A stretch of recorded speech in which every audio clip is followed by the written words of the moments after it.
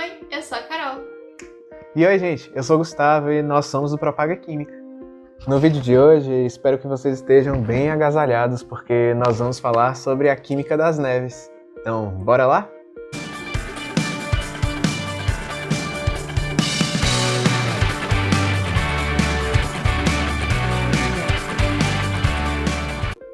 Normalmente, ao descrever detalhadamente o clima de uma região, a gente convenciona dividir o ano em 4 trimestres.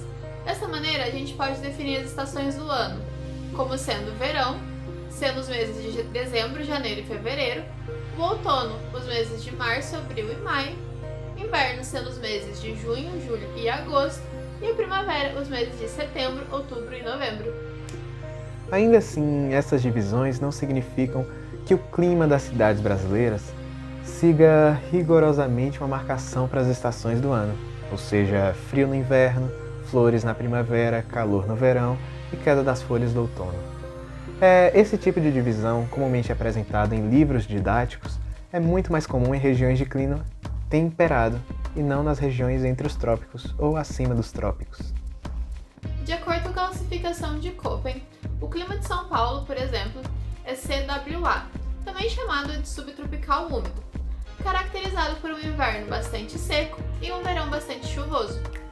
Sendo assim, a melhor maneira de descrever o clima da cidade de São Paulo é dizendo que a amplitude anual de temperatura é menor do que a amplitude diária de temperatura, e que ele é caracterizado por duas estações, uma seca e outra úmida.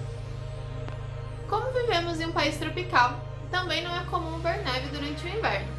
Mas mesmo que você nunca tenha visto neve pessoalmente, você já deve ter se perguntado sobre esses flocos brancos que caem do céu. Mas afinal, você sabe como a neve é formada? Para a formação da neve, é então necessária a combinação de uma série de fatores. Os principais são a formação de nuvens em local de altitude elevada e a ação de uma massa de ar frio. Explicando de uma forma bem simplificada, a neve é basicamente uma chuva de inverno. Então ela precisa de todas as condições para a formação de uma chuva, aliada às baixas temperaturas para se formar e cair. Em temperaturas baixas, há a formação de flocos de neve dentro da nuvem, que caem. Mas para que esse floco atinja a superfície, é necessário que a temperatura entre a nuvem e o solo esteja abaixo de 0 graus, ou muito próximo disso. Caso contrário, esse floco vai derreter e virar uma gota d'água nesse caminho. Pode acontecer um fenômeno no meio do caminho entre a nuvem e o solo, chamado chuva congelada, que em vez de chegar em forma de flocos, chega em forma de gelo. E isso vai acontecer quando o floco formado na nuvem encontra uma camada quente e vira gota de chuva, mas logo depois pega mais uma camada abaixo de zero e congela de novo. Para que a neve chegue ao chão, da mesma maneira que ela saiu da nuvem, é necessário que a atmosfera esteja com uma temperatura abaixo de zero em todo o seu trajeto, o que geralmente acontece em locais de altitude mais elevada, onde é mais frio, e isso explica o porquê o fenômeno é tão raro no Brasil. Existem pontos no Brasil que são altos, mas não têm registro de neve por conta da ausência de outros fatores, como o avanço da massa de ar frio, o que torna impossível a formação de neve. Isso explica porque neva em Nova York, uma cidade litorânea, mas não neva em Santos, no litoral de São Paulo. O INPE nunca registrou neve na capital paulista, mas há sim histórico de casos nas cidades do interior do estado, como na Serra da Mantiqueira, na Grande São Paulo, em Campos do Jordão e até mesmo no Pico do Itatiaia. Tem uma característica que torna os flocos de neve únicos. Nenhum tem a mesma disposição de moléculas que o outro. Uns são constituídos por um único cristal de gelo, outros, mais elaborados, podem conter até 200 cristais de gelo fundidos. Em comum, todos mantêm a mesma forma básica de 6 lados, mas nenhum apresenta exatamente a mesma disposição de moléculas. Então, não há 2 flocos de neve exatamente iguais. Cada floco de neve individual encontra condições atmosféricas ligeiramente diferentes no seu caminho até o solo. No fim, é essa temperatura a que cada um se forma e menos a umidade do ar que determina a forma básica do cristal de gelo.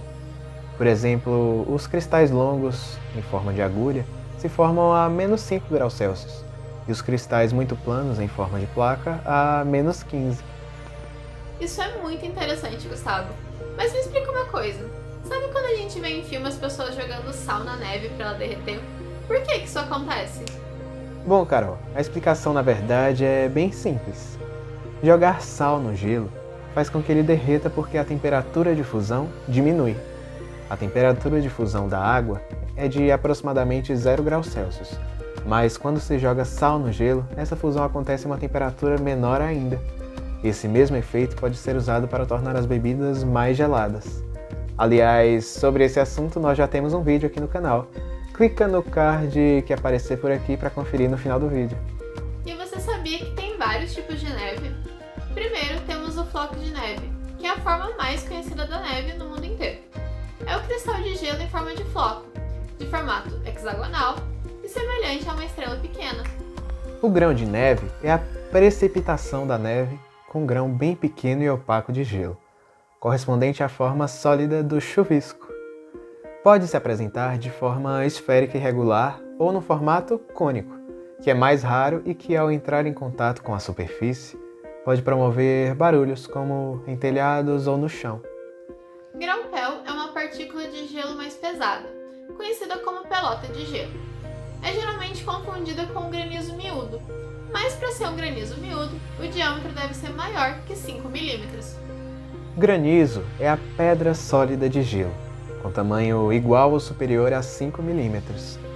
O granizo pode aparecer na natureza em tamanhos maiores e, nesses casos, causa danos à superfície que toca ao cair.